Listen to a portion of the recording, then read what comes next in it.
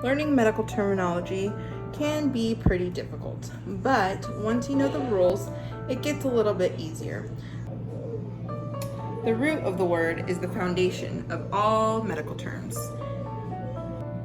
The root plus a combining vowel, usually an O, creates a combining form. Now let's look at what that looks like. Some combining forms that we'll look at is cyto. You can see in the black is the root portion. The O is the combining vowel, and it means cell. Erythro, same in the black, the root.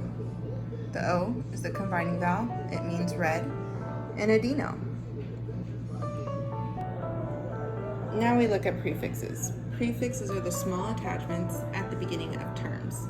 Not all terms have them, but when they do, they go before the root word. Here are some examples of prefixes.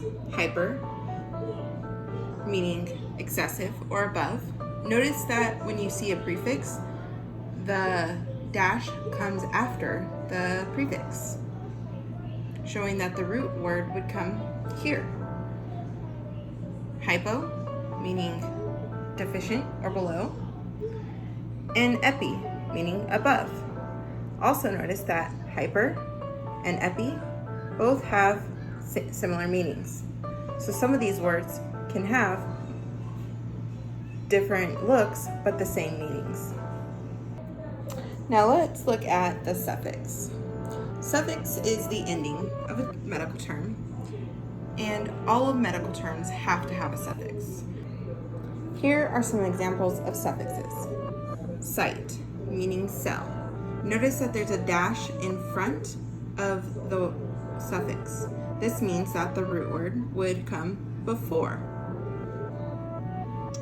Itis, meaning inflammation. And ick, meaning pertaining to. Now let's take a closer look at our root and our combining form.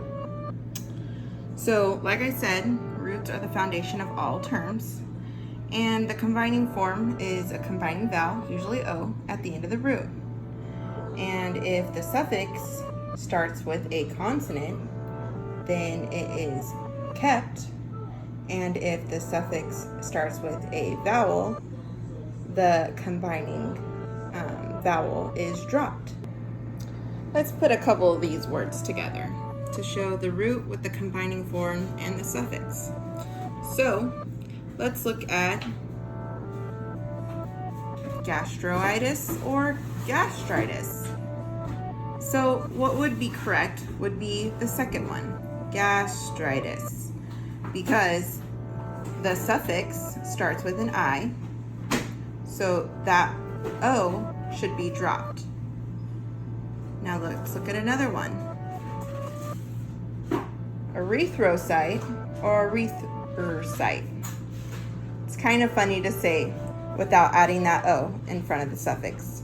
So the combining vowel makes it easier to say. Now let's remember some rules about the prefix and the suffix. The prefix, not needed in all terms.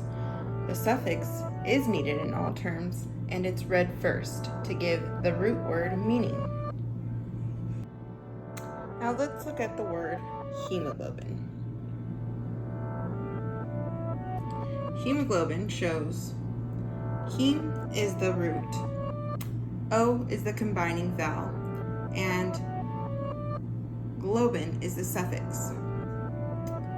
And how we read the word is the suffix first.